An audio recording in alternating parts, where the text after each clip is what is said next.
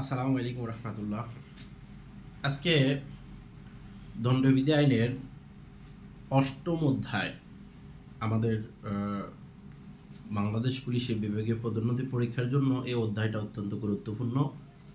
তো এই অধ্যায় হচ্ছে গণশান্তি পরিপন্থী সম্পর্কিত অপরাধ অথবা গণশান্তি পরিপন্থী অপরাধ সম্পর্কিত অধ্যায়। এখানে আছে বেআইনি সমাবেশ, দাঙ্গা এবং মারামারি। দণ্ডবিধি আইনের এই ৮ম অধ্যায়ে ১৪১ থেকে ১৬০ ধারা পর্যন্ত এখানে আলোচনা করা হয়েছে। তো বেআইনি সমাবেশ, দাঙ্গা এবং মারামারি এই ৩টা বিষয়ে এই অধ্যায়ে আলোচনা করা হয়েছে। তা আমরা এখন দেখব যে বেআইনি সমাবেশ সংক্রান্ত অপরাধ বা ধারাগুলো কি কি। দণ্ডবিধির ১৪১ ধারা বলছে বেআইনি সমাবেশের সংজ্ঞা, আনলফুল অ্যাসেম্বলি। তো বেআইনি সমাবেশ কাকে বলে? বেআইনি সমাবেশ হতে হলে সদস্য সংখ্যা হতে হবে ৫ জন, ৫ বা ততোধিক ব্যক্তি, ৫-এর অধিক ব্যক্তি হতে হবে। তো ৫ বা ততোধিক ব্যক্তি যে সমাবেশটা করে সেইটা হচ্ছে বেআইনি সমাবেশ, কিন্তু তাদের উদ্দেশ্য থাকতে হবে, সাধারণ উদ্দেশ্য বাস্তবায়নের জন্য। তো এখন ৫ বা ততোধিক ব্যক্তির এই সমাবেশটা যদি বেআইনি সমাবেশ হয়, তাদের কি কি উদ্দেশ্যগুলো থাকতে হবে? তো এখানে বেআইনি সমাবেশের সংজ্ঞার ৫টি উদ্দেশ্য আছে। প্রথমত, এই সমাবেশের উদ্দেশ্য হতে হবে সরকারি কর্মচারীকে বল প্রয়োগের মাধ্যমে ভয়ভীতি প্রদর্শন করে বা হুমকি প্রদর্শন করে। প্রথম যেটা হচ্ছে বল প্রয়োগ বা বল প্রয়োগের ভান করে সরকারি কর্মচারীকে ভয়ভীতি বা হুমকি প্রদর্শন করে, এটা হচ্ছে প্রথমত। দ্বিতীয়ত হচ্ছে যে কোনো আইনানুগ প্রক্রিয়া বাস্তবায়নে বাধা প্রদান করে। তারা সরকারি কর্মচারীকে কোনো আইনানুগ প্রক্রিয়া বাস্তবায়নে বাধা প্রদান করে, এটা ২ নম্বর। ৩ নম্বরে হচ্ছে কোনো দুষ্কর্ম বা অপরাধজনক কোনো দুষ্কর্ম বা অপরাধমূলক অনধিকার প্রবেশ, দুষ্কর্ম বা অপরাধমূলক অনধিকার প্রবেশ, এটা হচ্ছে ৩ নম্বর। আর ৪ নম্বর হচ্ছে বল প্রয়োগ বা বল প্রয়োগের মাধ্যমে, বল প্রয়োগ বা বল প্রয়োগের মাধ্যমে হচ্ছে কোনো সম্পত্তি দখল করা বা জনগণের যে রাস্তা চলাচলের অধিকার আছে সেই রাস্তা চলাচলে বাধা প্রদান করা। তাহলে ৪ নম্বরে কি হলো? সম্পত্তি দখল করা, বল প্রয়োগ বা বল প্রয়োগের ভান করে সম্পত্তি দখল করা বা রাস্তা চলাচলের অধিকার থেকে বাধা দেওয়া, রাস্তা চলাচলে বাধা দেওয়া। ১৪। ৫ নম্বরের কথা হচ্ছে বল প্রয়োগ বা বল প্রয়োগের ভান করে এই বল প্রয়োগের মাধ্যমে হচ্ছে কোনো ব্যক্তিকে যে কাজ করতে সে বাধ্য নয় সেই কাজটা করতে বাধ্য করা, আর যে কাজ করা তার অধিকার সে কাজটা করতে না দেওয়া। এই উদ্দেশ্যগুলো যদি থাকে তাহলে ওই সমাবেশটা বেআইনি সমাবেশ হিসেবে গণ্য হবে। তাহলে দণ্ডবিধির ১৪১ ধারাতে শুধুমাত্র সংজ্ঞা বেআইনি সমাবেশ কাকে বলে, আনলফুল অ্যাসেম্বলি। এখন আসেন, যদি ১৪১-এ বেআইনি সমাবেশের সংজ্ঞা হয় তাহলে ১৪২-এ কি? ১৪২-এ শুধুমাত্র বেআইনি সমাবেশের সদস্য হওয়া। এখানে সদস্য হওয়া বলতে যে ব্যক্তি বেআইনি সমাবেশে যোগদান করে অবস্থান করে সেই ব্যক্তি বেআইনি সমাবেশের সদস্য হিসেবে গণ্য হবে। এখন আসেন, তাহলে এই বেআইনি সমাবেশ যদি করে তার শাস্তি কি? দণ্ডবিধির ১৪৩-এ বলছে যে বেআইনি সমাবেশে শুধুমাত্র অংশগ্রহণ করার শাস্তি ১৪৩-এ। এখন বেআইনি সমাবেশে যদি কোনো ব্যক্তি অস্ত্রশস্ত্রে সজ্জিত হয়ে অংশগ্রহণ করে তাহলে তার কি শাস্তি হবে? তখন আসবে দণ্ডবিধি আইনের ১৪৪ ধারা, অর্থাৎ মারাত্মক অস্ত্রে সজ্জিত হয়ে বেআইনি সমাবেশে যোগদান করার শাস্তি। এখন কথা হচ্ছে, তাহলে যখন এই বেআইনি সমাবেশ ছত্রভঙ্গ হওয়ার আদেশ দেওয়া হয় তখন যদি কেউ অংশগ্রহণ করে, তখন যদি কেউ সেখানে অবস্থান করে, অর্থাৎ বেআইনি সমাবেশকে আইনানুগভাবে ছত্রভঙ্গ হওয়ার আদেশ দেওয়ার পরেও যদি কোনো ব্যক্তি উক্ত সমাবেশে অংশগ্রহণ করে বা অবস্থান করে তাহলে তার শাস্তি হবে দণ্ডবিধির ১৪৫ ধারা। এখন কথা হচ্ছে, এতক্ষণ আমরা বেআইনি সমাবেশ সংক্রান্ত পড়লাম যে বেআইনি সমাবেশের সংজ্ঞা ১৪১-এ, ১৪২-এ সদস্য হওয়া, শাস্তি কিন্তু ১৪২-এ না, ১৪২-এ শুধুমাত্র সদস্য হওয়া, ১৪৩-এ সদস্য হওয়ার শাস্তি, 144 আমরা বললাম মারাত্মক অস্ত্রে সজ্জিত হয়ে বেআইনি সমাবেশে অংশগ্রহণ করার শাস্তি। 145 বললাম যে সমাবেশকে আইনানুগভাবে ছত্রভঙ্গ হওয়ার আদেশ দিছে সেই সমাবেশে যোগদান করা বা অবস্থান করার শাস্তি। এখন হচ্ছে যদি কেউ বেআইনি সমাবেশে অংশগ্রহণ করার পর দাঙ্গা করে, তাহলে আমরা শিখবো এখন দাঙ্গা কাকে বলে। দণ্ডবিধির 146 ধারাতে বলছে দাঙ্গা। দাঙ্গা কোনটা দাঙ্গা হবে? দাঙ্গা হবে যে বেআইনি সমাবেশে অংশগ্রহণ করার পর যদি কোনো ব্যক্তি বেআইনি সমাবেশের সাধারণ উদ্দেশ্যগুলো বাস্তবায়নের জন্য বল প্রয়োগ করে বা উগ্রতা প্রদর্শন করে তাকে দাঙ্গা বলে, রায়ট। তাহলে এই দাঙ্গা যদি 146 দাঙ্গার সংজ্ঞা হয় তাহলে তার শাস্তি হবে 147। শুধুমাত্র দাঙ্গা অনুষ্ঠানের শাস্তি হবে 147। এখন তাহলে এই দাঙ্গাটা যদি মারাত্মক অস্ত্রে সজ্জিত হয়ে সংগঠন করে তখন চলে আসবে দণ্ডবিধির 148 ধারা।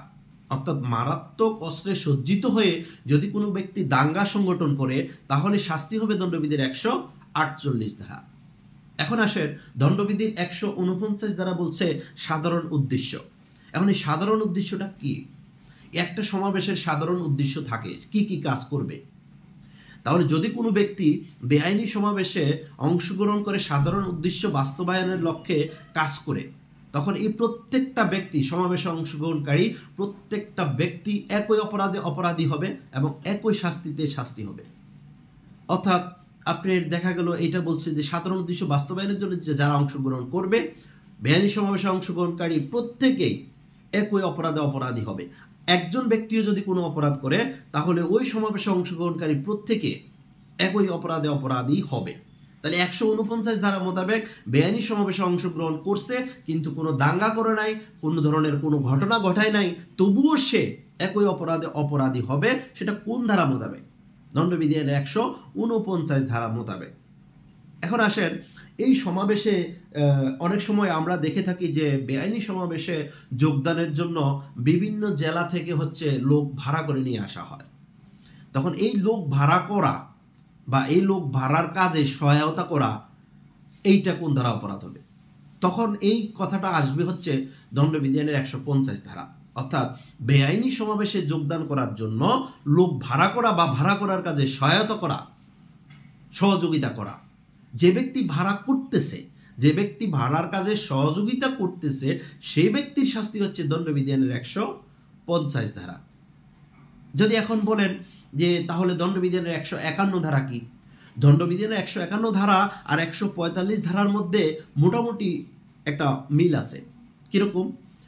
যে সমাবেশকে আইনানুগভাবে ছত্রভঙ্গ হওয়ার জন্য আদেশ দেওয়া হয়েছে সেই সমাবেশটা আদেশ দেওয়ার পর যদি কোনো ব্যক্তি অংশগ্রহণ করে অথবা এই সমাবেশে অবস্থান করে তার শাস্তি হবে দণ্ডবিধি 151 ধারা মোতাবেক।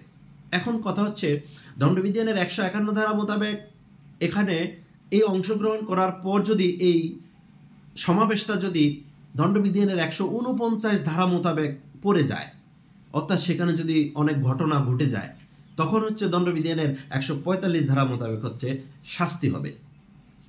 এরপরে আমরা যদি আসি, এখন সমাবেশ হলো, পুলিশ আসলো, পুলিশ এসে এই সমাবেশটাকে ছত্রভঙ্গ করার জন্য কাজ করতেছে, ছত্রভঙ্গ করার কাজ করতেছে। এখন যদি কোনো ব্যক্তি পুলিশকে বাধা দেয় এই ছত্রভঙ্গ কাজে, তার শাস্তি হবে কত ধারায়?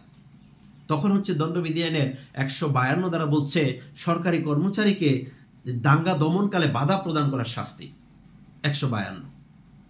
এখন আসেন তাহলে 153 কি? 153 হচ্ছে কিছু লোক আছে সমাবেশে অংশগ্রহণ করে না কিন্তু তারা দাঙ্গা সংগঠনের জন্য আরো আশপাশে যত লোক আছে তাদেরকে ডাকে যে এদিকে আসেন, এদিকে যান, এদিকে যান, গাইডলাইন করে দাঙ্গা অনুষ্ঠানের জন্য উত্তেজনা সৃষ্টি করে। তো এই দাঙ্গা সংগঠনের জন্য উত্তেজনা সৃষ্টিকারী যে ব্যক্তি তার শাস্তি হবে দণ্ডবিধি 153।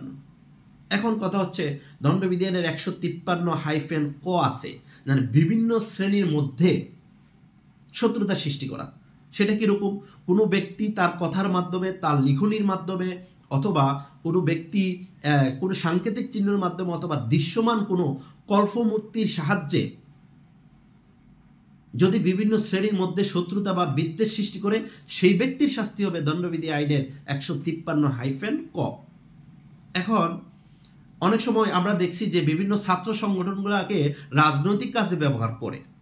যদি এরকম হয় যে কোনো ছাত্র এবং ছাত্রী সংগঠনগুলোকে রাজনৈতিক কাজে অংশগ্রহণ করার জন্য প্ররোচিত করে অথবা উদ্যোগ করে, তাহলে তার শাস্তি হবে কত? তখন তার শাস্তি হবে দণ্ডবিধি আইনের 153-খ ধারা।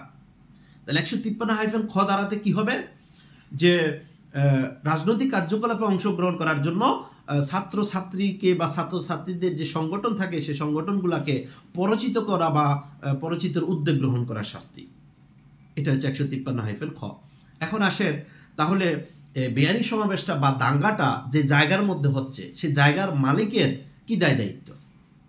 এখন যে জায়গার মধ্যে বা যেই মাঠের মধ্যে বা যেই জায়গা বেআইনি সমাবেশটা যেখানে অনুষ্ঠিত হয় ওই জায়গা যদি সরকারি জায়গা না হয়, ওইটা যদি কোনো ব্যক্তি মালিকানা হয়, তাহলে ওই ব্যক্তি মালিকানার যে মালিকের কি দায়িত্ব?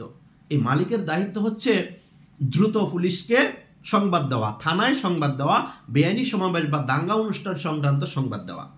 কিন্তু সে মালিক যদি এটা না করে, সংবাদটা যদি না দেয়, তাহলে তার শাস্তি হবে এই দণ্ডবিধি আইনের 154 ধারা। এখানে 3 শ্রেণীর মালিকের কথা বলছে। প্রথম কথা হলো এই জমিটার মালিক যে, দ্বিতীয় কথা হলো এই জমিটার দখলদার যে, মালিক নাই, অনেক ক্ষেত্রে আরেকজনকে দখল দিয়ে গেছে, দায়িত্ব দিয়ে গেছে, তখন ওই দখলদার যে থাকবে সে, অথবা মালিকও নাই দখলদারও নাই, কিন্তু যে এই জমিনের স্বার্থ আছে, এই জমিনের মধ্যে যার স্বার্থ আছে বা যে তার স্বার্থ দাবি করতে পারে, সেক্ষেত্রে তারাও এই অন্তর্ভুক্ত হবে 154। এরপরে আসে আমরা 155 এবং 156 এই দুইটা ধারা আমরা পড়ব না, এটা আমাদের জন্য খুবই কম গুরুত্বপূর্ণ, সেজন্য আমরা বাদ দিলাম। আসেন এখন এই বেআইনি সমাবেশকে যে ভাড়া করলেন, দণ্ডবিধি আইনের 150 ধারা, এখানে ভাড়া করলেন বা ভাড়ার কাজে সমাবেশে যোগদান করার জন্য যে লোক ভাড়া করলেন বা লোক ভাড়ার কাজে সহায়তা করলেন, এখন এই লোকগুলা যে আসছে এখানে সমাবেশে অংশগ্রহণ করার জন্য, এখন তাদেরকে তো আশ্রয় দেওয়া লাগবে, তাদেরকে থাকার জায়গা দেওয়া লাগবে, তাদেরকে খাওয়াইতে হবে। তো এদেরকে আশ্রয় দান করলে কোন ধারা মোতাবেক শাস্তি হবে? এক ব্যক্তি ভাড়া করে শাস্তি হচ্ছে দণ্ডবিধি আইন 150 ধারা, এবং যে ব্যক্তি আশ্রয় দিচ্ছে তার শাস্তি কত হবে? অনেক সময় দেখা গেল যে বেআইনি সমাবেশ করার জন্য যারা শহরে আসে, তারা দেখা গেল যে বিভিন্ন প্লাট বাড়িতে বা বিভিন্ন জায়গায় অবস্থান করে, তখন এই যে আশ্রয়দাতা যারা, তারাও কিন্তু এই দণ্ডবিধি আইনের 157 ধারা মোতাবেক হচ্ছে অপরাধ হবে। আর এই 157 ধারা মোতাবেক বেআইনি সমাবেশে অংশগ্রহণকারী ভাড়া করা লোকদেরকে আশ্রয় দান করার অপরাধে শাস্তি হবে 157। এখন কথা হচ্ছে যারা ভাড়া হয়ে আসছে, এক ব্যক্তি ভাড়া করা লোকদেরকে আশ্রয় দিছে 157-তে। এখন যে ব্যক্তি ভাড়া হয়ে আসছে, মানে যাকে ভাড়া করে আনছে, যে ব্যক্তি ভাড়াটিয়া হয়েছে সেই ব্যক্তি, অর্থাৎ যে ব্যক্তি সমাবেশে যোগদান করার জন্য এসেছে সেই ব্যক্তি কোন ধারা মোতাবেক শাস্তি হবে? দণ্ডবিধির 158।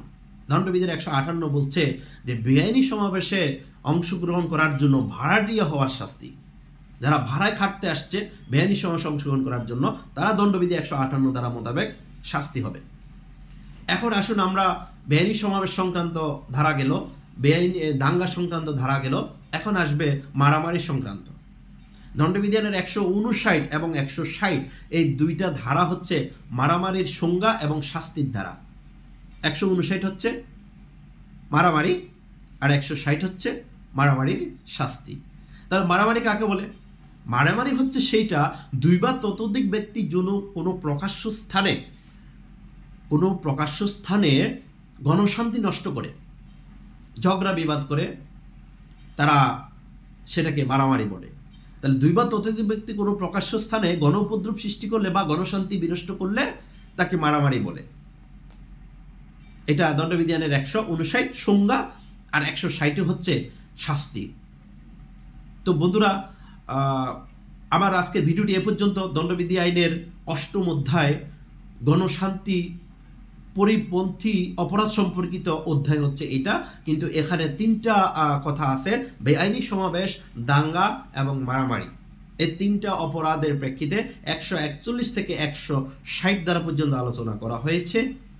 যদি আমার এই আলোচনার ভিডিওটা আপনাদের যদি কোনো উপকার হয়, তাহলে ভিডিওটা অবশ্যই শেয়ার করে দেবেন এবং কমেন্টে সুন্দর করে লিখবেন ভালো লেগেছে, বুঝতে পেরেছেন, অথবা বুঝতে পারেন নাই, অথবা খারাপ লেগেছে। যে কোনো একটি মন্তব্য আমি আশা করছি আপনাদের থেকে। ভালো থাকবেন। আল্লাহ হাফেজ।